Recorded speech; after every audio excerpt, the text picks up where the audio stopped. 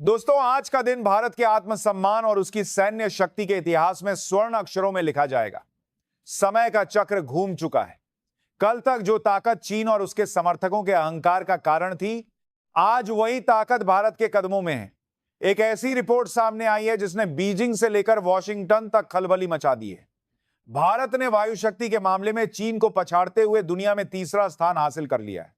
आज हम आंकड़ों की नहीं, भारत के बढ़ते हुए उस आत्मविश्वास की बात करेंगे जिसने दुनिया की तस्वीर बदल दी है।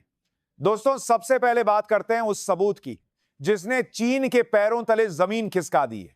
न्यूज की दुनिया में हम दावों पर नहीं, दस्तावेजों पर यकीन करते हैं। यह रिपोर्ट किसी आम संस्था ने नहीं, बल्कि world directory of modern military aircraft ने जारी की है। World directory of modern military aircraft दुनिया की वो संस्था है जो सेनाओं का मूल्यांकन सिर्फ विमानों को गिनकर नहीं करती। अगर सिर्फ संख्या की बात होती तो चीन शायद आगे रहता, लेकिन यह संस्था देखती है क्वालिटी। यह देखती है कि विमान कितने आधुनिक हैं, उनकी मार्ग क्षमता क्या है, पायलटों की ट्रेनिंग का स्तर क्या है, और सबसे बड़ी बात, युद्ध की स्थिति में वो कितने तैयार है। जैसे ही 2025 की रैंकिंग सामने आई, चीन के सरकारी मीडिया और वहां के सोशल मीडिया पर जैसे मातम छा गया। चीन, जो खुद को एशिया का इकलौता सुपर पावर समझता था, आज चौथे स्थान पर खिसक चुका है। लोग पूछ रहे हैं कि आखिर ऐसा कैसे हुआ। 2022 में भी भारत ने बेहतर प्रदर्शन किया था। तब विशेषज्ञों ने कहा था कि यह एक इत्तेफाक है, लेकिन आज 2025 में भारत ने साबित कर दिया है कि यह कोई इत्तेफाक नहीं, बल्कि एक सोची समझी सैन्य रणनीति का नतीजा है।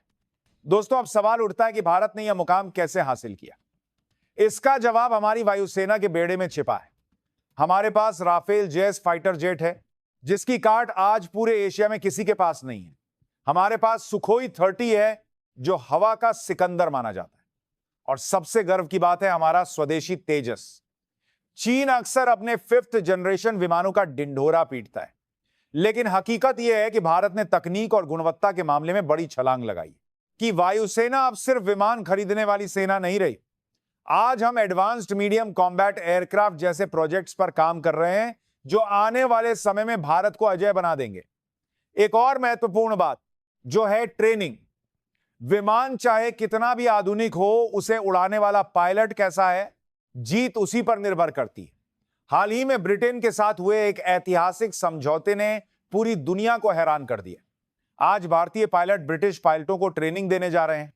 सोचिए, जिस देश ने हम पर राज किया, आज उसकी वायुसेना भारत की तकनीक और अनुभव से सीख रही है। दोस्तों, यह जीत सिर्फ आसमान तक सीमित नहीं है। अगर हम जमीन पर भी देखें तो लोवी इंस्टीट्यूट की एशिया पावर इंडेक्स 2024 की रिपोर्ट भी भारत के पक्ष में गवाही दे रही है। भारत ने जापान जैसे विकसित देश को पीछे छोड़ते हुए एशिया में तीसरा सबसे शक्तिशाली स्थान हासिल कर लिया है। एशिया पावर इंडेक्स सिर्फ सेना को नहीं मापता, यह देखता है कि आपका आर्थिक प्रभाव कितना है, आपकी कूटनीति कितनी मजबूत है, और दुनिया आपकी बात कितनी गंभीरता से सुनती है। आज चीन की अर्थव्यवस्था सुस्त पड़ रही है।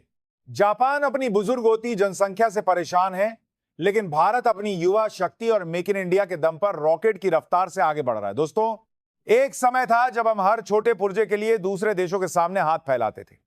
आज हम ब्रह्मोस मिसाइल निर्यात कर रहे हैं, हम अपने हेलीकॉप्टर और ड्रोन्स खुद बना रहे हैं। यह आत्मनिर्भरता ही है जिसने हमें दुनिया की टॉप 3 शक्तियों में शामिल किया है। चीन के लिए यह खबर इसलिए भी डरावनी है क्योंकि अब दक्षिण पूर्व एशिया के देश सुरक्षा के लिए बीजिंग की तरफ नहीं, बल्कि दिल्ली की तरफ देख रहे हैं। कई सालों के अनुभव में मैंने कई उतार चढ़ाव देखे हैं, लेकिन भारत का यह उदय कुछ खास है।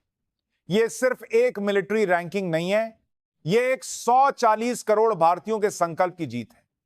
यह उन वैज्ञानिकों की जीत है जो दिन रात लैब में स्वदेशी तकनीक विकसित कर रहे हैं। यह उन नीति निर्माताओं की जीत है जिन्होंने डिफेंस सेक्टर को प्राइवेट सेक्टर के लिए खोला। 5 वर्षों में भारत इस रैंकिंग में और भी ऊपर जाएगा।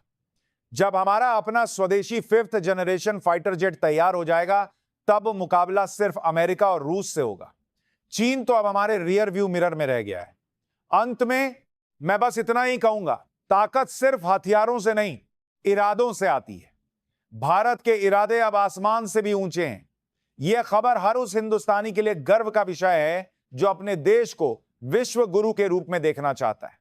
आपको क्या लगता है, क्या भारत अगले 5 सालों में रूस को पछाड़कर दूसरे नंबर पर पहुंच पाएगा? अपनी राय कमेंट बॉक्स में जरूर लिखें। आपके विचार हमारे लिए बहुत महत्वपूर्ण हैं। अगर आपको यह विश्लेषण पसंद आया तो इस वीडियो को लाइक करें और उन लोगों के साथ शेयर करें जिन्हें भारत की इस उपलब्धि पर संदेह था। ऐसी ही सच्ची और गहराई से भरी खबरों के लिए हमारे चैनल को सब्सक्राइब करना ना भूलें। धन्यवाद। जय हिंद,